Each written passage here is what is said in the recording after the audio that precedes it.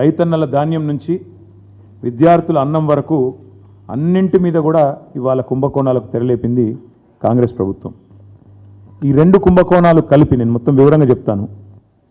ఇటు రైతులేమో పడిగాపులు పడుతుంటే రోడ్ల మీద ఇంకా ధాన్యం కొనుగోలు పూర్తిగాక అకాల వర్షాలతో సతమతమయ్యి కొనుగోలు కేంద్రాలలో రైతులు కన్నీళ్లు పెట్టుకుంటే, మరొకవైపు ప్రభుత్వం మాత్రం ధాన్యం కొనుగోలు మీద దృష్టి పెట్టకుండా వాళ్ళు చాలా బిజీగా ఈ ధాన్యం కుంభకోణం మీద దృష్టి పెట్టి మరి స్వయంగా ముఖ్యమంత్రి గారి పేషీ నుంచి పౌర సరఫరాల శాఖ డిపార్ట్మెంట్ నుంచే ఈ కుంభకోణం జరిగిందనేది మాకు వస్తున్న ఇన్ఫర్మేషన్.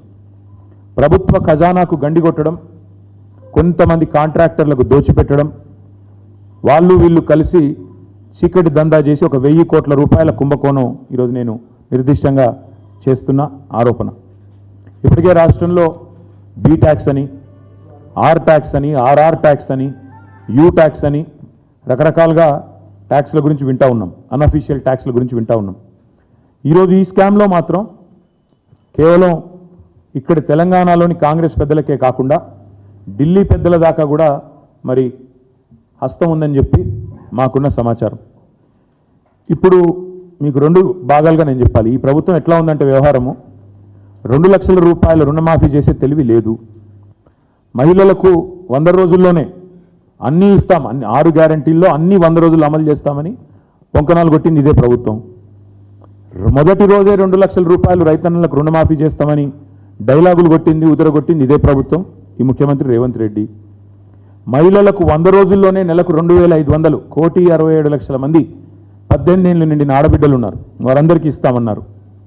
రాష్ట్రంలో ఉండే 46 లక్షల మంది వృద్ధులకి నెలకి 4,000 రూపాయలు ఇస్తామన్నారు. వృద్ధులు, వితంతువులు అందరూ కలిపి ఆసరా పెన్షన్ లబ్ధిదారులు, వాళ్ళ ఫైలు కదలడం లేదు. రైతులకు రైతు భరోసా అన్నారు, నెలకు 15,000 అన్నారు, ఆ ఫైలు కూడా కదలట్లేదు, దమ్ము లేదు.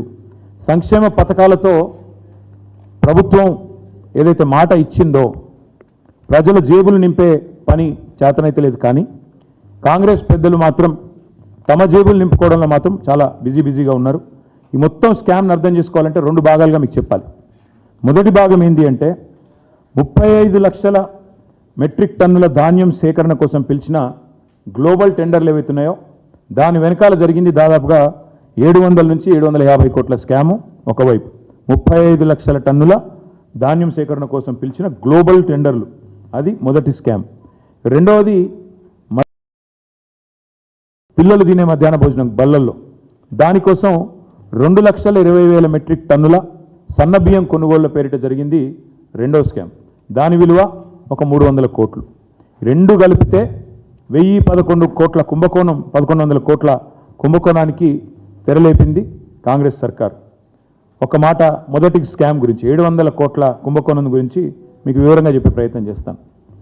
మిల్లర్ల దగ్గర 35 లక్షల మెట్రిక్ టన్నుల ధాన్యాన్ని ఏదైతే సేకరించినామో మా ప్రభుత్వం ఉన్నప్పుడు, దాన్ని విక్రయించేందుకు 3 నెలల కిందట రాష్ట్ర ప్రభుత్వ ఆదేశాలతో పౌర సరఫరాల శాఖ, సివిల్ సప్లైస్ కార్పొరేషన్ గ్లోబల్ టెండర్ల కహానికి తెరలేపింది.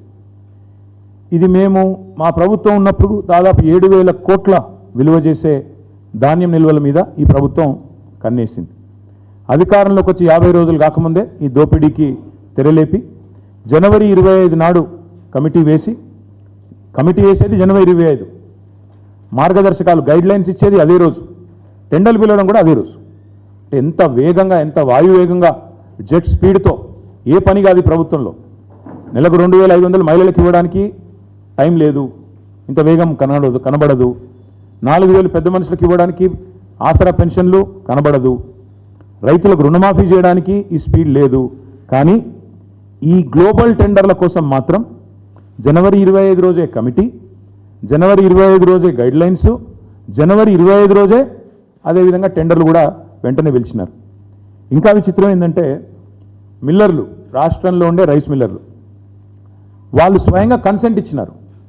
ఆనాడు సివిల్ సప్లైస్ డిపార్ట్మెంట్కి, ఆనాడు కానీ ఈనాడు కానీ 2,100 రూపాయలకు మేము కొనుగోలు చేయడానికి సిద్ధంగా ఉన్నాం అని రాష్ట్రంలో ఉన్న రైస్ మిల్లర్లు ప్రభుత్వానికి వాళ్ళు కన్సెంట్ ఇస్తే, కన్సెంట్ అంటే వాళ్ళ ఉద్దేశం ఇనిషియేటివ్ తీసుకొని మేము తీసుకుంటాం అని వాళ్ళు ఆఫర్ ఇస్తే దాన్ని రిజెక్ట్ చేసి వాళ్ళ మాట వినకుండా గ్లోబల్ టెండర్ల పేరిట కొన్ని ప్రత్యేక నిబంధనలు పెట్టి ఇంత టర్నోవర్ ఉండాలి ఇంత టర్నోవర్ ఉండాలని చెప్పి కొన్ని నిబంధనలు పెట్టి వీళ్ళందరూ ఎవరైతే రైస్ మిల్లర్లు పాపం చిన్నవాళ్ళు ఉన్నారో వాళ్ళందరినీ కూడా ఇందులో పక్కకు నెట్టి ఇవాళ గ్లోబల్ టెండర్లను పిలిచి ఈ గ్లోబల్ టెండర్లు 4 కంపెనీలకు వచ్చేటట్టు రింగ్ చేసినారు.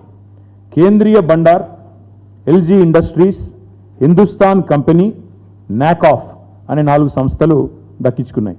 ఇక్కడ విచిత్రమైన విషయం ఒకటి, 2023 సంవత్సరంలో ఇదే రాష్ట్ర ప్రభుత్వం ఆనాడు అంటే మా గవర్నమెంట్ ఉన్నప్పుడు గురుకులాలలో మరి ఈ కేంద్రీయ బండార్ అనే సంస్థ ఆనాడు ఆశించిన విధంగా వీళ్ళు పనిచేయలేదు, కాంట్రాక్ట్ దక్కించుకున్న తర్వాత వీళ్ళు సరిగా పనిచేయలేదు కాబట్టి ఈ కేంద్రీయ బండార్ అనే సంస్థను బ్లాక్ లిస్ట్ చేసినాం.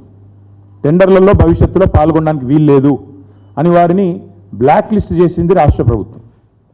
కేంద్రీయ బండార్ విచిత్రం ఏంటంటే ఈ ప్రభుత్వం రాగానే ఆ కేంద్రీయ బండార్ అనే సంస్థ ఏదైతే ఉన్నదో దానికోసం రూల్స్ రిలాక్స్ చేసి బ్లాక్ లిస్ట్లో ఉన్నదాన్ని తీసేసి తొలగించి ఇవాళ 4 కంపెనీలకే మొత్తానికి అక్కడ మిల్లర్లు 2100 రూపాయలకు కొనుగోలు చేస్తామని సుముఖత వ్యక్తం చేసినా వాళ్ళు అల్టిమేట్గా చేసింది ఏంటి అంటే మరి చక్కగా 1885 నుంచి 2007 రూపాయలకు 1885 నుంచి 2007 రూపాయలకు ఒక బ్యాండ్ ఫిక్స్ చేసి 4 సంస్థలు కుమ్మక్కై మరి పూర్తి స్థాయిలో 2100కు దాదాపు 200 రూపాయలు తగ్గించి మరి కుంభకోణం చేసి ఈ 4 సంస్థలు ఇంక్లూడింగ్ ఒక బ్లాక్ లిస్టెడ్ సంస్థకు కట్టబెట్టిన తర్వాత ఇదిగో ఇది సివిల్ సప్లైస్ కార్పొరేషన్ యొక్క శాఖ యొక్క లెటర్.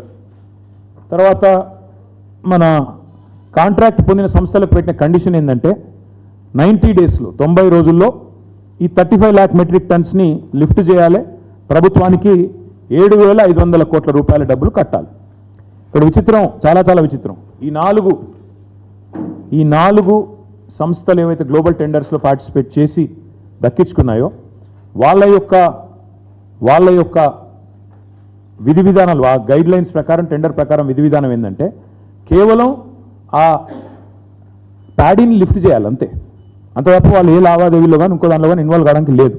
కానీ ఈ నాకాఫ్ అనే సంస్థ చేసింది ఏంటంటే వాళ్ళు చేయవలసింది కేవలం 90 డేస్లో paddy 35 lakh metric tons paddy lift చేసి 7,500 కోట్లు ప్రభుత్వానికి కట్టాలి. వీళ్ళు ఏం చేస్తున్నారు, మిల్లర్లతో నేరుగా ఆర్థికపరమైన లావాదేవీలు మనీ లాండరింగ్కి పాల్పడ్డారు. ఈ 4 సంస్థలు మనీ లాండరింగ్కి పాల్పడి ఆ రైస్ మిల్లర్లను బెదిరిస్తూ ఇవాళ గోదాముల్లో ఉన్న ధాన్యాన్ని తీసుకొని పోకుండా ఇది వాళ్ళు లావాదేవీలు పాల్పడ్డారనడానికి ఇక వాళ్ళ డైరెక్ట్గా వాళ్ళ కరెస్పాండెన్స్ నాకాఫ్ ఎండి విసిఎన్ మేనేజింగ్ డైరెక్టర్ ఆయన చేస్తున్న లావాదేవీలు ఏమని స్టేట్ మేనేజర్ డైరెక్ట్గా ఫలానా సంస్థలు ఇన్ని డబ్బులు అంటూ ఆయన వాళ్ళ జరిపిన లావాదేవీల యొక్క మరి డీటెయిల్స్ ఇక్కడ ఉన్నాయి. ఇందులో విచిత్రమైన విషయం, వీళ్ళు పాడిందేమో టెండర్ వేసిందేమో 1885 నుంచి 2007 రూపాయలకి, కానీ వీళ్ళు ఏం చేస్తున్నారు, క్వింటాల్కి 2,230 రూపాయలు మీరు చెల్లించాల్సిందే అని చెప్పి రాష్ట్రంలో ఉన్న 4,000 మంది రైస్ మిల్లర్లను ఈ కాంట్రాక్ట్ సంస్థలు 4 ఏవైతే గ్లోబల్ టెండర్ దక్కించుకున్నాయో బ్లాక్మెయిల్ చేస్తూ ఉన్నాయి. ఎందుకు చేయాలా, మీకు ఎందుకు ఇవ్వాలా 2,230 అంటే వాళ్ళు చెప్పే కారణాలు చాలా విచిత్రంగా ఉంది. ఒకటి, జలసౌదలో ఒక మీటింగ్ జరిగింది, ఉత్తమ్ కుమార్ రెడ్డి గారి నేతృత్వంలో లేదా వాళ్ళ శాఖ నేతృత్వంలో ఒక మీటింగ్ జరిగింది. అందులో అనధికారికంగా ఒక MOU కుదుర్చుకున్నారంట. ఏమని, ఇక్కడ 2,007 రూపాయలకి వేసినా 1885 నుంచి 2,007 రూపాయలకే కోట్ చేసినా ఇంకొక 223 రూపాయలు ఎక్కువ ఖర్చు ఎక్కువ డబ్బులు ఇవ్వాల్సిందే, ఎందుకంటే సీఎం పేషీకి ఖర్చు అయింది, ఢిల్లీకి పోవాలి, ఎలక్షన్స్ ఉన్నాయి కాబట్టి క్వింటాలకు 150 రూపాయల నుంచి 223 రూపాయలు అదనంగా చెల్లించి తీరాలే అని ఒత్తిడి చేస్తూ మీరు ఒకవేళ కనుక సహకరించకపోతే మీ మీద విజిలెన్స్ దాడులు జరుగుతాయి, GST దాడులు జరుగుతాయంటూ ఇవాళ రాష్ట్రంలోని రైస్ మిల్లర్లను ఈ 4 సంస్థలు మరి భయభ్రాంతులకు గురి చేస్తూ ఉన్నారు. ఇంకొక బంపర్ ఆఫర్ కూడా ఇస్తున్నారు, మీరు కనుక మేము చెప్పినట్టు క్వింటాల్కు 223 రూపాయలు ఎక్స్ట్రా ఇస్తే మేము ధాన్యం లిఫ్ట్ చేయకపోయినా చేసినట్టు మేము కాగితాలు సృష్టిస్తాం, మేము చూసుకుంటాం అని చెప్పి వాళ్ళు క్లియరెన్స్ కూడా ఇస్తామని చెప్పి బంపర్ ఆఫర్లు ఇస్తూ ఉన్నారు ఈ 4 సంస్థలు. అంటే అక్కడ ధాన్యం లేకపోయినా ఉన్నట్టుగా మేము క్లియరెన్స్ ఇస్తాం, లిఫ్ట్ చేయకపోయినా చేసినట్టు మేము చూపెడతాం. మీరు చేయవలసిందల్లా క్వింటాల్కి 223 రూపాయలు అదనంగా మీరు మాకు ఇవ్వాలి అని చెప్పి మనీ ట్రాన్స్ఫర్ కోసం మిల్లర్ల మీద ఇలా పెద్ద ఎత్తున మరి ఒత్తిడి తెచ్చి భారీ స్థాయిలో నగదు బదిలీ ఇవాళ జరిగిందనేది మాకున్న సమాచారం, మాకుండే మిల్లర్ ఫ్రెండ్స్ కానీ ఇతరత్ర కానీ. దాదాపు 35 లక్షల మెట్రిక్ టన్నులు ఇంటూ 223 రూపాయలు, 35 లక్షల మెట్రిక్ టన్నులు ఇంటూ 223 రూపీస్ వేసుకుంటే యావరేజ్గా 200 వేసుకోండి, 185 223 అనే గందరగోళం లెక్క పక్కన పెడితే 35 లక్షలు ఇంటూ 20 200, 700 కోట్ల అదనపు డబ్బులు, అదనపు క్యాష్ మనీ లాండరింగ్ ద్వారా ఈ సంస్థలు మిల్లర్ల దగ్గర వసూలు చేస్తూ ఉన్నాయి. అసలు నిజానికి ఈ కాంట్రాక్ట్ పొందిన 4 సంస్థలు చేయాల్సిన పని ఏంటి? కేవలం ధాన్యం లిఫ్ట్ చేయాలి, 90 రోజుల్లో పూర్తి చేయాలి. చేయకపోతే ప్రభుత్వానికి ఏ కారణం చేతి చేయలేదో చెప్పాలి, డబ్బులు కట్టాలి, 7,500 కోట్లు కట్టాలి. కానీ వీళ్ళు ఏం చేస్తున్నారు? వాళ్ళు టెండర్ వేసింది, వాళ్ళు టెండర్ తీసుకున్నది ధాన్యం లిఫ్టింగ్కి, డబ్బుల వసూలు కాదు. డబ్బుల వసూలుకి వీళ్ళకి పాత్ర లేదు. మరి ఇప్పుడు ఈ సంస్థ ఇప్పుడే నేను చెప్పినట్టు డబ్బుల వసూలు సంబంధించిన సబ్జెక్ట్ నాఫ్కాస్ అనే సంస్థ ఎందుకు మాట్లాడుతోంది? అసలు వీళ్ళకున్న అధికారం ఏంది? ఒక నాఫ్కాస్ మాకు లెటర్ ఉంది, మిగతా 3 సంస్థలకు కూడా ఇదే రకం